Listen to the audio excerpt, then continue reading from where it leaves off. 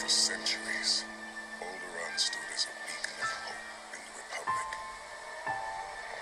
But the Empire came. I have chosen to test this station's destructive power on your home planet of Alderaan. Peace while you suffer. The Emperor drowns you in black waters. He wants me to be Darth Revan again. Serve him as I did centuries ago. He made me a Sith Lord and named me Darth Revan. The Force does not control you. You saved Ugantia using something you thought was important. But your motives are still aligned with the Jedi Code. To arms, men! Defend the throne! Anakin Skywalker was weak. I destroyed him. He was weak and foolish, like his father. So I destroyed him. Master Windu, you have fought gallantly. Worthy of recognition in the archives of the Jedi. It is finished. To them it is.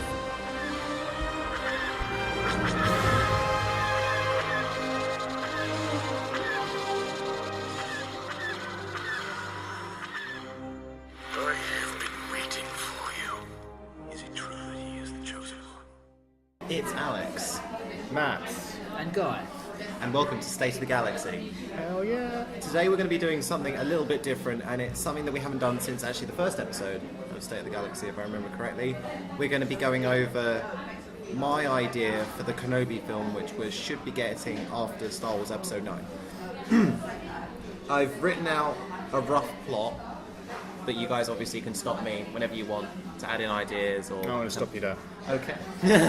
First question, who would play Kenobi? Would it still be Ewan McGregor? It'd still be Ewan McGregor, yes. Okay. Because he's appropriately aged for the role, as where we have him in the Star Wars universe. Okay. So the film would open with a shot of a transmitter screen with a waveform animation moving up and down as Obi-Wan sends out his message. I regret to inform that both the Jedi Order and the Republic have fallen, with the dark shadow of the Empire rising to take its place.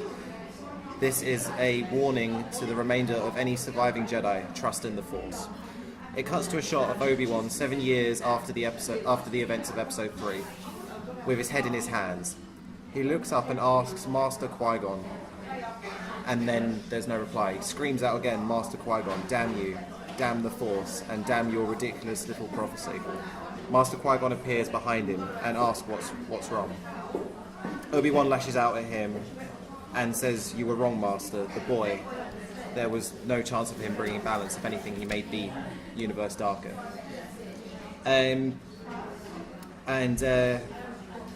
So first of all, what are your opinions of having Obi-Wan in this state? Because as far as the films have gone with prequel Ewan, I think seeing a prequel darker Obi-Wan would be better because you have to imagine he would have gone through. yeah, I'm hoping Down. that you don't mind too, because this does have a couple of spoilers for the Clone Wars. Do you mind so much? fine. And you've seen the full series. So in the Clone Wars series, Obi-Wan, as with a lot of the characters, they get fleshed out. And one of the things that they added that I loved was that Obi-Wan actually had a love interest under the name of Duchess Satine. She was the Duchess of Mandalore, which I'm guessing you know a little bit about. Duchess Satine actually gets killed in front of Obi-Wan by the reborn Darth Maul, who takes control of Mandalore shortly after. And he is then left to just kind of whittle away with his mourning. And after the Jedi purge, he would be upset about that beyond all belief, and also would probably reflect on his love for Satine, because he did actually say in one of the episodes, had you asked me, I would have left the Jedi Order for you. So it wasn't just like a passing fancy, because apparently him, Qui-Gon and Satine, back when Qui-Gon was still alive and in his early career, they were on the run trying to protect Satine from various issues before the Trade Federation and all that stuff. So wait, just to stop you there, why 7 years later? Like, is it? It just seems Has Qui-Gon been on answer phone for like 7 years? Why is this? Seriously, why is this conversation, which makes sense, taking so far Like, what's he been doing for 7 years before that? Playing Fallout. So at the end of episode 3, Master Yoda reveals that there's training for Obi-Wan to do. Yeah. And he would have contacted Qui-Gon at this point. But I'm going into this with the perspective of someone who's been alone so long, apart from their connections with Qui-Gon, maybe even Master Yoda.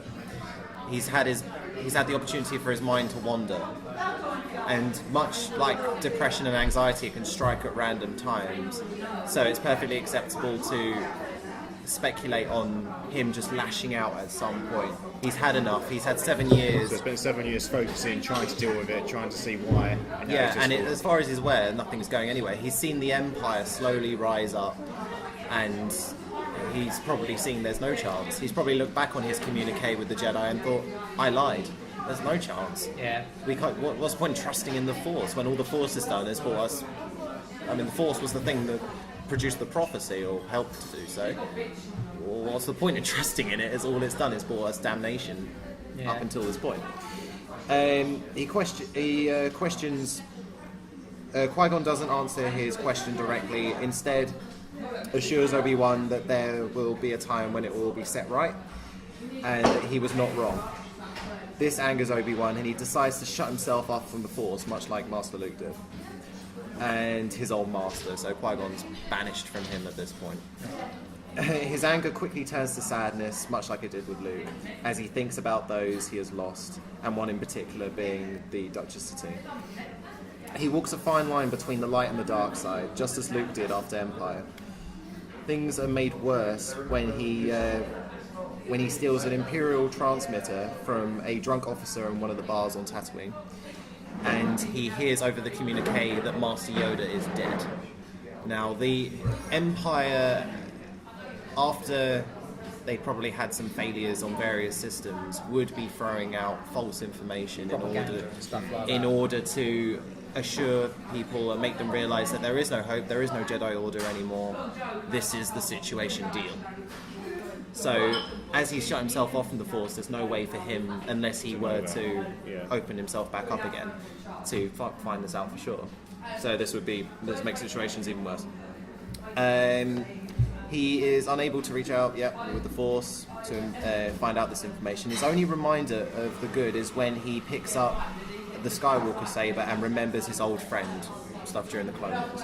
Now, I told my friend Bob about this, and he said Star Wars isn't much for flashbacks, but I'm guessing he forgot that in Star Wars 8 we got nothing but flashbacks with the various playouts of what happened with Luke and Kylo in the Jedi Academy. So I don't know how you would feel about introducing more kind of flashback things. What would your flashback though? 'Cause it'd be Clone very Wars would be animated, so we can't do that. Yeah, well, exactly. That makes it very difficult, doesn't it? To But you could- flash back to something that was animated, because a lot of people aren't going to get the reference. A lot of people that won't have seen the Clone Wars aren't going to care. No, or aren't fair. going to know what's been going on. Exactly. So you could still do the flashback, say the departure between Obi-Wan and Anakin on Coruscant, when Obi-Wan's going off to Utapau to fight Grievous, and he says, "Goodbye, my old friend. May the Force be with you," and just various things like that. A bit of the banter that they had, Yeah. them fighting together on Geonosis, that kind of thing. So nothing too concrete, just some various things that did happen between them.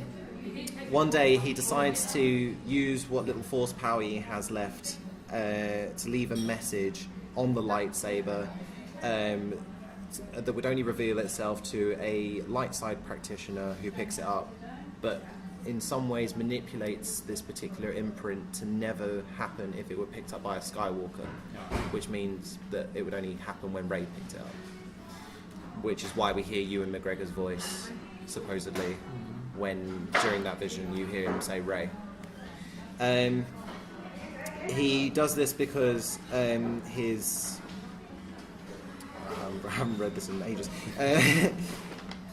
He does this because he's paranoid that the Skywalker line is cursed. He's convinced that there is a New Hope, that it's not going to be in a Skywalker, it's going to be by someone else. So far, how are you feeling? Because I know lots of people were worried with this Kenobi film that it's just going to be Kenobi kicking around trash cans until Luke is ready to take his mantle as the saviour of all. So are you taking Kenobi's doing a Palpatine and playing the long game, so he's not putting all his eggs in the Skywalker basket? No. He's putting his eggs in the Skywalker basket on the hope that Skywalker will somehow in the future possibly train Rey who would not be a Skywalker. Well, not even blah, that, blah, not even blah, that, blah. because he doesn't know who's going to pick up the Skywalker saber. He just hopes it's going to be a light side practitioner. He doesn't know about. But what's to stop that light side practitioner also falling to the dark side? Exactly, but it would be less in his mind. It's less of a chance if it's not a Skywalker, because the whole prophecy was that it was going to be a Skywalker to bring balance, and even Yoda said in Episode 3 it's a prophecy that could have been misread. Yeah. So he's probably thinking, right, if it was one that was misread, we need to avoid the Skywalkers at all cost. It needs to be. Well, if you take that into consideration, then why would he try and encourage Luke to come with me to Alderaan? That comes later. Because he spent the whole film growing and then gets over this fear. Yeah. This is just the intro. Just the intro. Just How Act many 1. pages of this we got? A little bit. Oh, it's going to be a long film then, is it? It's not going to be a long film at all. It's got like 20 pages of dialogue in his little red notebook there. It's like his little Chairman Mao notebook, isn't it? A little red book. This isn't a script, not finalised at least. This is just the plot with various main points that have been Okay. picked out. Yeah. So, desperate to be with friends, however, and attempts to convince himself differently about the Skywalkers, or just about how the situation is in the galaxy, he goes out and visits Owen and Beru at the homestead on Tatooine. Yeah. And to get acquainted with Luke properly, because up until this point, the only interaction that he's had with Luke is with him as a baby at the end of Episode 3. They greet him with open arms, because up until this point, there's no reason for them to push him away, and even invite him in to dine with them. During the dinner, Obi-Wan looks up and says, "What's that?" "What's what?" Owen replies, halfway through a mouthful. Obi-Wan dismisses it and then goes back to the meal. He has barely finished a mouthful when he hears it again. "Master." The voice is cold and rich with the dark side. He recognises it, but it can't be. He slams his cutlery down and dashes out into the courtyard, breathing heavily, and closely followed by Owen and Beru with concerned looks on their faces. The courtyard is empty. Owen chuckles and places a hand on Obi's shoulder. "See, there's nothing. Now come back. Grub's getting warm." Sorry for that in as a joke, because it's a desert. Grub's getting warm. We're going to cool it down with some blue milk. Your blue milk's getting cold. Obi-Wan sighs and turns back to face the couple. His calm expression soon turns to panic again as standing behind Owen and Beru, covered in cuts, savage burns, exposed bones merged with cybernetics, excreting some kind of dark black cloud and slowly bleeding on the floor, is Anakin, his old apprentice, still alive, clinging on to life through the use of the dark side. So Obi-Wan at this point, he's never seen Darth Vader. So if he were to, because, spoiler alert, this is his anxiety playing out. And Anakin has been to the homestead of the Beru, the Lars family. Yeah. And when Anakin did go there, it was during a time of great sadness and So great. it would have left some sort It of would have left some kind of force mark. residue or whatever. Yeah. Some Which kind of Obi-Wan is mystical now, mumbo-jumbo. which Obi-Wan is now latched into and is having this kind of And it's dark side stuff anyway, because it was negative emotions. It and all was, that yes. sort of stuff. Which we can also have another flashback. So does that make the Lars area a dark side nexus similar to like the cave in Dagobah, just Yeah, not as potent? not as potent, absolutely. So why would you raise a kid that's hoping to be the saviour of the Jedi in a dark side nexus? Because how would Obi-Wan know that that was a dark side nexus? He wasn't there when Anakin had the whole freak out about the Tusken Raiders. It's true. He had no idea. As far as he I was mean, aware. in all that- this time, in all their friendships, Beru and Lars didn't say, "Oh, by the way, Anakin had a freak out about his Tusken Raiders." Yeah, just but- as an FYI. But did they even know about that? Because they weren't around when Anakin had the kind of freak out where he was fixing the motivator or whatever. It's true. He likes fixing things. But he doesn't like sand. hates Of sand. course, and it gets everywhere. But as far as they were aware, that was just Is like, that why he was put in an airtight suit? It was like, I couldn't get don't in. want no sand. But as far as they were aware, the only Just when they still they dropped one grain in. Yeah. the only. It itches. It's stuck on the bottom of my foot. Do you think that's what happened when he walked onto the Tantive at the end of Rogue One? Like a bit of dust flew into his mouth. It was like, tastes like sand. It's just lashing out. Yeah. He didn't mean to kill anybody. He was just trying to get it away. But as far as they're aware, the only parts of his reaction to that they saw was him arriving with the body of Shmi Skywalker and then the burial. Well, obviously he was sad, but he wasn't angry at that point.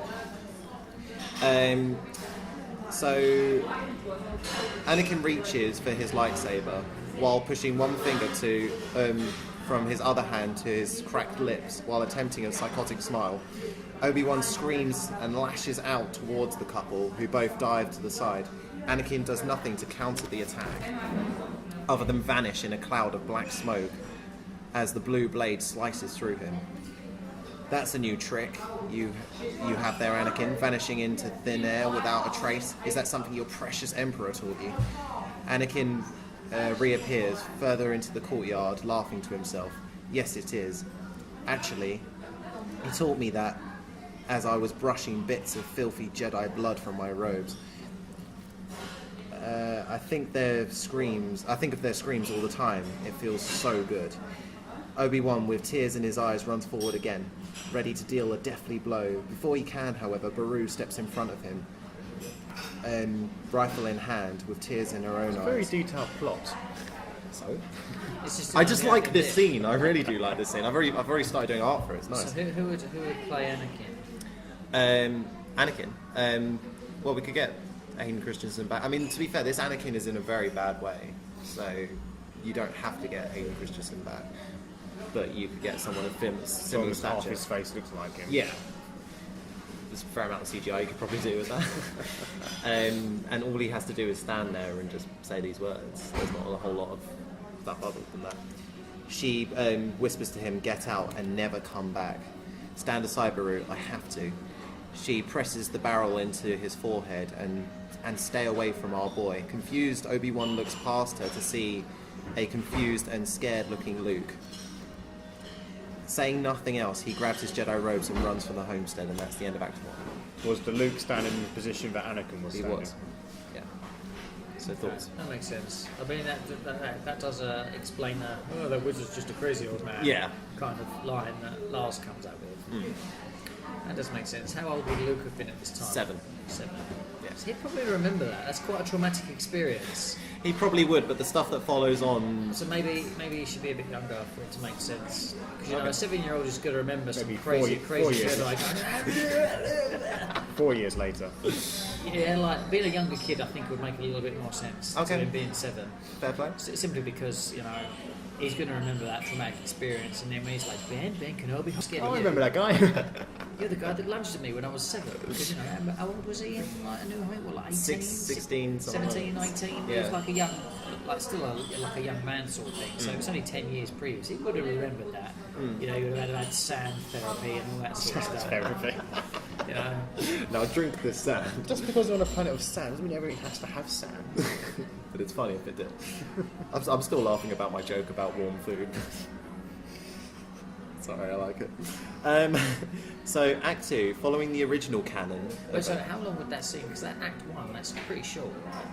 Yeah, but you still got stuff with him with Master Qui-Gon and reminiscing on the Jedi, and perhaps you could also have some training that follows on from that as You well. could chuck some fluff in there. Bit of fluff.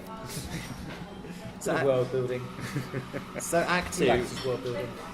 Act 2, following the original canon. 3 years down the line, Obi-Wan is woken by a call in the Force. Dazed and confused, he quickly follows the call to find more grown-up Luke being chased by pirates, who are after the moisture canisters that Luke has, which was actually part of original canon as far as I remember. For whatever reason, they Yeah, were. I remember him helping rescuing Luke from something. Yeah. Not revealing his position and using the Force, he disarms the pirates and saves the now unconscious Luke Skywalker, who he returns to the outskirts of the homestead. So I just had Herbert pop from Herb going, "Well, son of a bitch." Shortly after, he saves Owen with the use of the Force, but this time he reveals his position to Owen, and they do not exchange any words. All that Owen does is give him a grateful nod. So I think how that plays out in original canon is that there's a skimmer of some kind that Owen was using that's dangling off the edge of the cliff, and Obi-Wan pulls it back up with the use of the Force. I'm going to have to consult my original show notes because I haven't gone that far with the revamp. So what are you thinking so far with stuff with Owen and building on that kind of opinion. So what's he with- been doing in 3 years between those two events? He's just been mulling over in his thoughts. Contemplating so where he it all still, went wrong. He still hasn't re-established his connection to the light Yeah. or to the Force at all. Now, how did he manage to save Luke and Owen then? Because he still has some usage of it. It's just not as deep as the Jedi. It's a little bit, what's the word, like flimsy, Yeah. if you think about it. Because, like, most people, when they think of the Force, they think about moving stuff. Right, the Jedi move stuff. And you're saying, oh, his connection from the Force has been severed, but he can still move stuff. Most, like, normal, everyday Star Wars people that aren't deep in the knowledge of the Force are going to be like, well, how can he be severed from the Force if he's still allowed to move stuff? You know that he can't speak to the spirit world, he can't do any of that deep meditation. But all that remember blah, blah, that- blah, but most people aren't. gonna Remember, believe Luke was still able to reach out to Leia after he'd severed himself from the Force in Episode 8. that. Yeah. But So- reaching out, most people will think, oh, you can do a little. Yeah, but remember, this is the movie that completely changed all the rules to the Star Wars movies. So we're now going to have to follow those new rules. We can't go back. Gotta go back. Don't forget, this is going to be seen by everyone who went to see the new trilogy. Episode 8. This is the sorry to segue. This is No, the go for it. disadvantage of having a trilogy of movies written by different people. You know, so you like about Mr. Lucas, he had a story and he knew where it was going. You know, the original trilogy, you start here, you finish here. The prequels, you start here, you finish here. I mean, yeah, there was a lot of crap in the middle. But he knew where he was going, whereas the first, you know, with Force Awakens, I don't know who wrote it, but they had a plan, they were going to go this way, and then Yeah. the new guy comes in And takes it in a completely completely different changes and flips everything, and now they're getting the old guy back in, and they're going to flip. It's like the story is seesawing because there's not one person writing the story. You know, if there was like this has got to happen, this has got to happen, this has got to happen, this has got to happen throughout the 3 movies, then any other things that the directors want to put in for story flourishes or character flourishes or whatever. Do you see what I mean? Okay. Well, how about this then? Between his freak out at the homestead, because he's feeling so lost and his only remaining friends to him have outcast him, he then attempts a re-establishment of the Force just to ask Qui-Gon for further guidance. And that might make a bit more sense because then he gets some of his connection back, Yep. and then he's able to do the things you've just described him being able to do. Because, like I said, he wouldn't be if he's severed his connection from the Force. Also, it's kind of weird that you can sever your connection and then re-establish your connection with the Force. It's like that's like putting the cookie jar in the cupboard and being like, no, I'm not going to I have want the it cookies. Oh, I really want a cookie, but it's in the cupboard. I can't access it anymore. You know, it's not really severing your connection from the Force if you but can reconnect it. What is the Force to many people? At the end of the day, it's a sci-fi religion. Yeah. That's either it's Yeah, got but two it's factions. not, It's though, either is got it? the Sith It's not. faction or It's the like Jedi the faction, Jedi and the Sith are the religions. and they utilize The Force is like But they're religions that preach the existence of the Force, whereas most other beings don't even seem to care about it. yeah. So, okay, so it's religions that exist in a sci-fi universe that give you the access to certain powers. Yeah. Whereas, like, you could say But then again, you've got people that aren't Jedi or Sith that can use the Force, so it's got nothing to do with religion. It's just religion is just a set of rules to dictate behaviour. Yeah, it says how you're using the Force. Yeah, basically. Okay. But again, we know that cutting yourself, as bizarre as it is, we know that cutting yourself off from the Force is possible. Yeah, of course we do, because it happened in. We just don't know how easy it is to re-establish your connection. Like how... I mean, Luke did it, but Luke's it's like Luke Skywalker's Luke Skywalker. He's like the super powerful. and it still Jedi looked man. like it took a lot out of him to do it. Yeah. So... Oh, but didn't re-establishing connection with the Force and then astral projecting himself after across the galaxy basically kill him. Yeah. You know? Well, as far as we're aware, people are still speculating whether he's dead or not, but... He turned into a Force ghost. We didn't know, he just disappeared. Like Yoda. Like Yeah, Obi-Wan. okay. When they died, they turned into Force ghosts. But because you didn't see him physically turn into a blue shiny hologram, No. But Lots it of doesn't mean he people- won't. I think he will. yeah. Yeah, I think they'll bring him back as a Force ghost. They brought Yoda back as a Force ghost again. They had Obi-Wan coming back as a Force ghost. Yeah. You know, we've had three Jedis die and just disappear. and they've all come back as Force ghosts. And 2 of them that didn't do that did. Because Qui-Gon died and he didn't come. They burnt his body. Yeah, they burnt his body, but he came back as a Force ghost. He And did. Anakin as well, who had no right to come back as a Force ghost No, because he wasn't trained. no. And Sith can't become Force ghosts. So right last minute you go, I changed. Yeah. Repent. Repent. So after he's used the Force to save Owen, he's feeling like hope has returned, and he lets his defences down whilst walking back to his homestead. On the way back, he encounters another chill in the Force. He turns around and is confronted by the real Darth Vader, who he senses is Anakin, so he doesn't need any clarification on that front. The reason why I've written this in, and it wasn't, I wish I could claim that I worked this out, but it was a different podcast that alerted me to this. In Return of the Jedi, Darth Vader says to Luke Skywalker, Obi-Wan once thought as you did. And what does Luke say to him to provoke him to say that? He says, come with me. Come with me, yeah. At no point does Obi-Wan say to Anakin Skywalker, come with me, after his turn. So he asks Vader to come with him, as he's now... Is it the real Vader? It's the real Vader. You see, that doesn't make sense because they've Why? been hunting down and trying to kill Jedi for like 20 years or whatever. That was what Darth Vader's job was. Yeah. Darth Vader was like the executioner of the Empire. Yeah. Hunting down and killing all the other Jedi. Yeah. He would probably... And it also doesn't make any sense because they fight in A New Hope. Okay. And he's like, the last time I felt this, I was in the presence of my old master. Although that, I suppose, is a little bit... It doesn't clarify as to when that was. No? I don't know, it's difficult. The problem with this movie is it's got to tie up so many kind of little things, like you've just said, like that little throwaway one-liner in the Return of the Jedi. Yeah. And the fact, how does Obi-Wan know that he's more machine now than man? Blah blah blah. You know, how do they? How does he know this? Yeah, how does he know this if he's been sat on the desert for 20 years? Unless he's met him. In Yeah. which case, Darth Vader's gonna know he's there, which means he'd be quite likely to go down to the Tatooine even though he hates the land. To find the droids in A New Hope because he knows Obi-Wan's there. Unless he goes off planet in the film. In this film, actually, I've written it in as Obi-Wan is seen by Darth Vader to have suffered a mortal wound during this battle.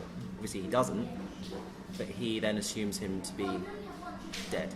And he I can't... think Darth Vader would be pretty thorough in making sure that Obi-Wan was very dead. Okay, You but know, what... He didn't disappear stomps into a on- He ghost. stomps on that road, like, where the hell is he definitely, what's going on? Okay, but why would he do that?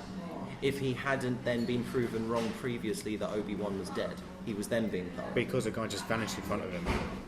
Okay, but he knows that's possible because of his Jedi training and just knowledge in the Jedi from his time as a Jedi. He knows does? this. Anakin. Vader. Or He Anakin. knows that people can disappear. Yeah. But he's never seen it before. How do you know that? He's probably studied it in Because the Jedi he's archives. killed most of the Jedi. Yeah, but they weren't... Whatever stage you have to be in the Force in order to do I that. think that just would have been a shock to him. Okay. But we have to introduce Vader in some way to Obi-Wan, otherwise all that stuff just doesn't make sense. This is true. I think after he goes crazy, Yeah. he goes off planet Yeah. to get away from it, Okay. and then he can run into Vader somewhere Okay. else. Yeah, okay. So not on Tatooine, fair enough, because then that wouldn't then provoke Vader to... You know, be like... Because He'd be keeping a much closer eye on Obi-Wan and what he's doing. He wouldn't let him out of his sight, have him watch the whole time, Very true, and I suppose... which increases the likelihood of... Like, there's no way that Obi-Wan would hide himself away in the desert to look after and protect Luke and keep him shielded from the Empire if he was to then have himself revealed on Tatooine with Darth Vader. That doesn't make sense. Okay, so then in that case, then we... If Obi-Wan were to... Why would Obi-Wan go off planet? To get away from what had just happened, because he's nearly killed the person he's trying to protect. Would he go to visit Yoda on Dagobah? Well, he would know that Yoda was there because he tells Luke in Empire to, you must go to the Dagobah system. So he No, would but know he- that Yoda was there. Yeah. But how do you know that Yoda went to Dagobah before he? It's like there's a lot of planets to check. He right? could possibly go off to somewhere else, to an old temple, and then find a message. But that's when he could run into Darth Vader, because after they're hunting through all these Jedi places, and somehow Darth Vader knows it's there, and then... I mean, even in both in Rebels and Marvel comics, Vader's being pretty efficient at this point in going through like the Jedi Library and various temples to hunt down. He's got an Inquisitor group at this point, going down and hunting down the remaining Jedi. So yeah, he could maybe Obi-Wan's all cloaked up at this point, and he finds another Jedi unexpectedly, and it turns out to be Obi-Wan.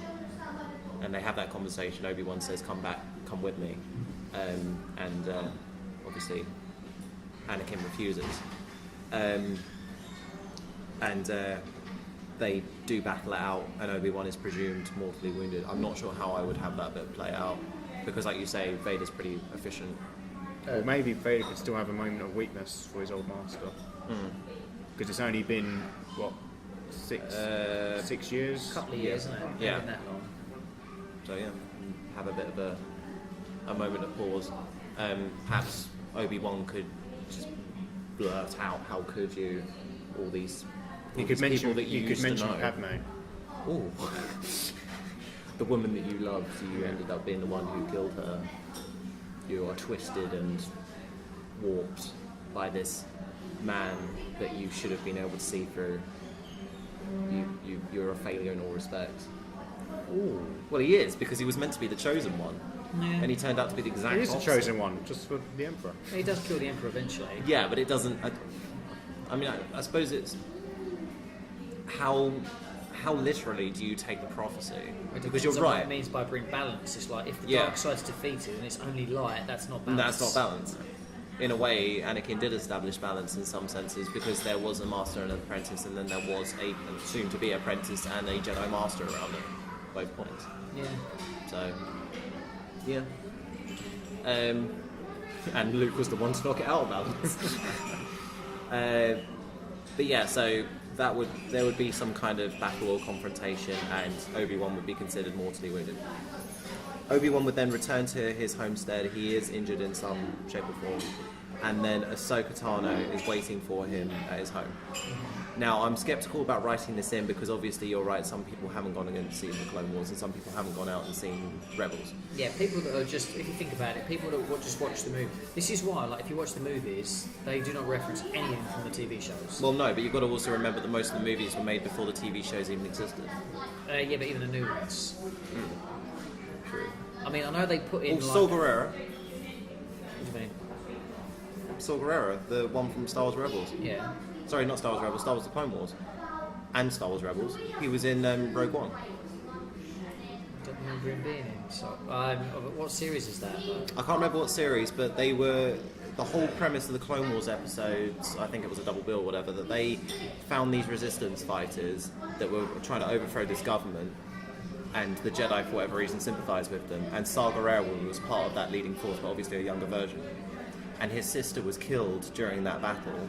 And then in Rebels, he becomes more paranoid, and like the Saw Gerrera that we know in Rogue One. And he's developed further on from that. So Saw Gerrera, that isn't actually his first appearance, and lots of people were happy that this was like the first kind of live action appearance of a previously animated character. Yeah. And then we were meant to get Cad Bane and things like that, but obviously we never got that. So it's not entirely possible for people to do that, because I mean, Saw Gerrera, he had like 2 episodes. Ahsoka Tano has had pretty much a series built around her, This is true. and then another one where she was Having said that, semi-main it's character. Not the same thing, because Saw Gerrera, like you said, had 2 episodes. He was essentially a bit character, which means him coming in was a little bit of fan service for the people that watched all those shows, but it didn't have any massive adverse effect to what gone past in other movies. True. Do you know what I mean? Whereas bringing in, if you imagine, if you've never seen Star Wars: The Clone Wars, and you've only seen the movies, and then this woman turns up that happens to be a Jedi, and you're like, okay, I accept that. She's like, I was Anakin's apprentice, and they talk like they've known each other for years, and people that haven't seen those shows are like, what the hell, man? This doesn't make any sense. What? He didn't have an apprentice. What are you talking about? This doesn't make any sense. Blah, blah, blah, blah, blah, blah, blah. So you've got to write a film on the assumption that people haven't seen the shows. But is it entirely wrong for us to write a film where it might encourage people to go and see the films? No, it's not a bad thing. And it doesn't necessarily have to be the whole thing about the plot. Ahsoka can be introduced as a Jedi that Obi-Wan has met at some point, and Obi-Wan would, because all the Jedi would be curious what happened to Anakin Skywalker. Most of the Jedi that were on Coruscant at least knew Anakin as this brilliant, powerful Jedi, along with Obi-Wan, who was one of the greatest masters of his time. She, like any Jedi, would ask, what happened to your apprentice, Anakin Skywalker?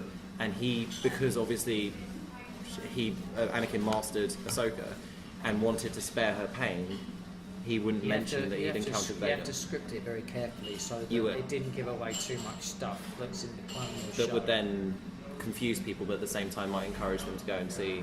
It being a random Jedi that happens to be Ahsoka would make sense if you don't reference the fact that she was his apprentice and they've got this whole other backstory. By the way, guys, go and watch this show too. Yeah, but if she just said what happened to your apprentice, that's not how movies work, you know. If she just said what happened to your apprentice, that would make sense because that keeps it ambiguous. And Obi-Wan doesn't mention that he's encountered his apprentice against this reformed Jedi-killing monster, which would explain why then Ahsoka doesn't know about Anakin later on in Star Wars Rebels until she finds out for herself. It would wrap that up quite nicely. And it would give Obi-Wan further hope that there are still Jedi, or at least people fighting for the Jedi out there. But I'd also like to write in that at the point of Ahsoka coming into this film, she has renounced the Jedi Order and she's become a Grey Jedi. Yeah. So perhaps she could try and ask Obi-Wan to come with her and join this new faction, but Obi-Wan refuses her, and it's like, the universe has plans for us, young one, slightly older one. Slightly older one, yeah. You have your way and I have mine. Was the last time we see each other for canon reasons. and that would be more or less that. But then we could have the film rounding up. Obviously there'd be more to Act 3, but Obi-Wan placing the lightsaber in the box and reflecting on his hopes for the future. Right. So what do you all think is I think that's too bad. Yeah? I don't think they're going to do anything like that. I think it was just... But it's alright to hope. It's a fan movie. Yeah. It's a fan movie, because it's not going to be anything like this. Who knows what it'll be like, actually. But I hope it isn't just Obi-Wan. Obi-Wan might be black. What's that? Obi-Wan might be black. He might be. Maybe. But I hope it isn't just Obi-Wan peeking around trash cans asking whether Luke's ready yet. No, I'll come back Sitting later. There's obviously they're going to put something in, otherwise it will make a very good film. No. But whether they're going to address all these little points. Probably not. But they've been quite efficient. Like with the new Star Wars canon that they're building up, they're adding in little snippets that people don't know about. Like with Harrison, who pointed out to me that hyperspace tracking was mentioned in Rogue One whilst Jyn Erso was flicking through the base on Scarif. Yeah.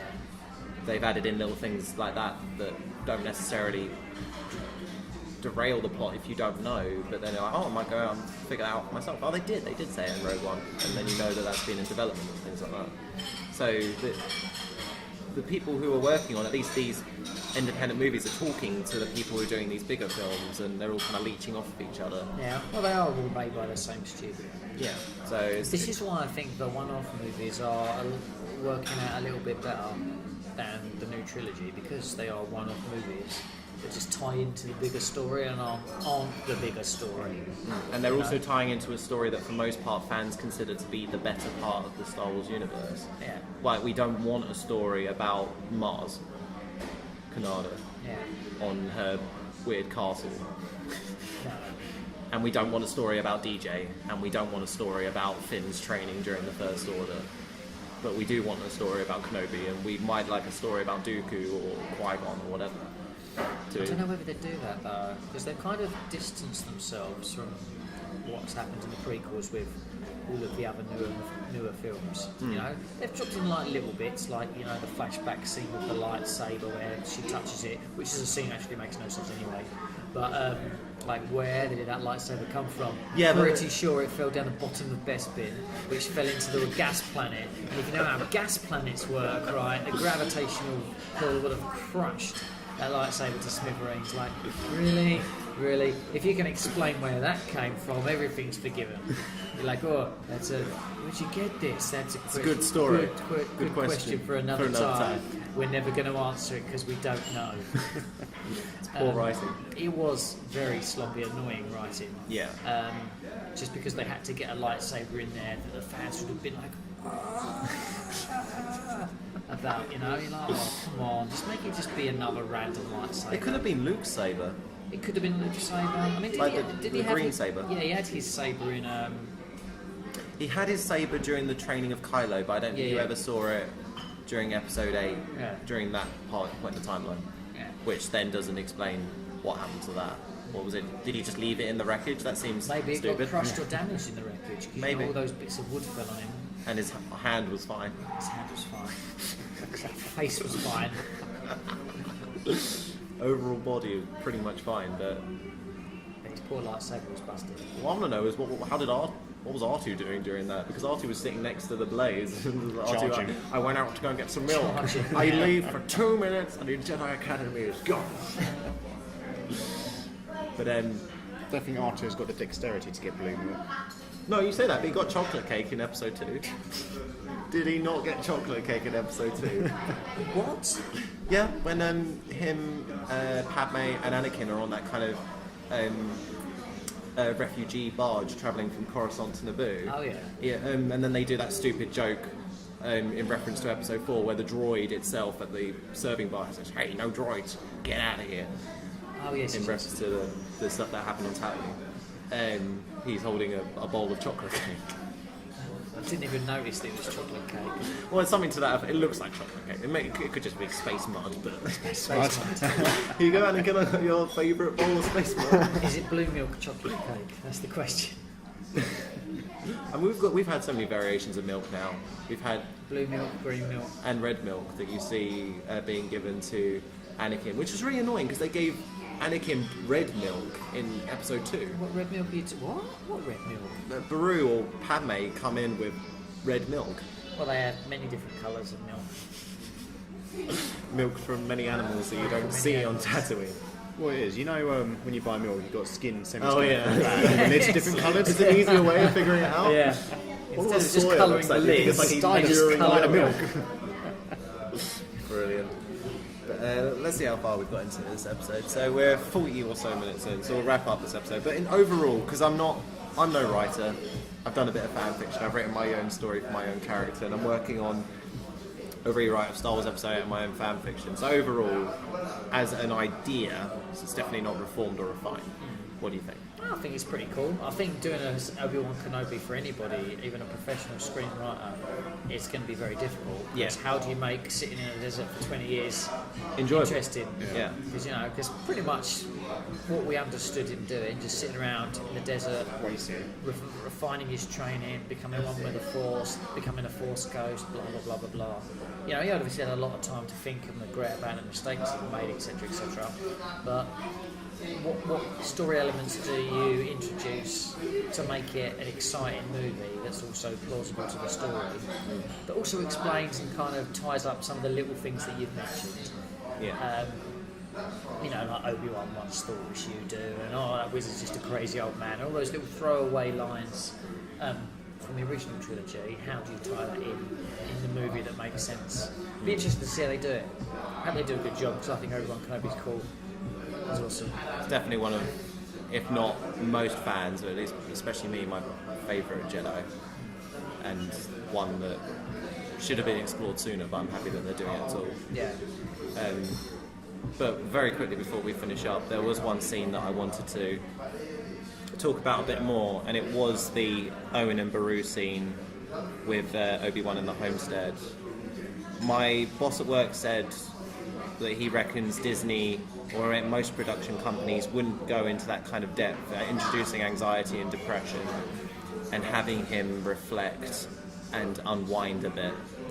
But haven't we seen it before? I mean, we've seen Rey go through various stages of emotion, and we've had Force visions with Kylo and Rey and stuff like that, and how that can affect people. It's not been in so much detail, but like you say, to create a film that's interesting. The problem is, though, it doesn't really do anything for Rey. She goes into that movie as one person, and she comes out of that movie as Same exactly person. the same person. Same person. Her morals haven't She doesn't changed. undergo any sort of story arc or any sort of character progression at all in that movie. No. Like, not even a little bit.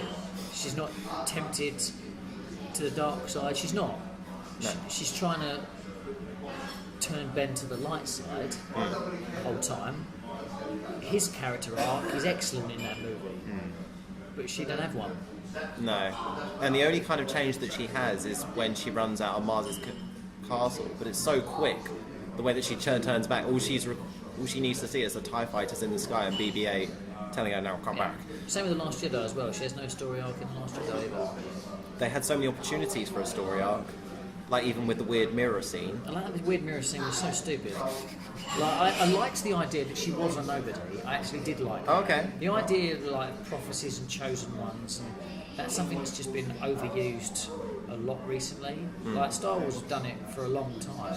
So I think Star Wars were really like the first kind of thing that really introduced the idea of a special chosen one thing. And obviously it popped up again in the Matrix, and then you've got Harry Potter with Harry being the chosen one, even though we all know that Neville Longbottom is the chosen one, because he's the one that actually killed Voldemort, if you think about it. But the whole kind of, you have to be a special snowflake to accomplish anything. I like the fact that Rey is a nobody, but he's also a special snowflake that doesn't have any character flaws. Bit of a problem. Yeah. But maybe it's something that they could improve with the Kenobi film, giving him...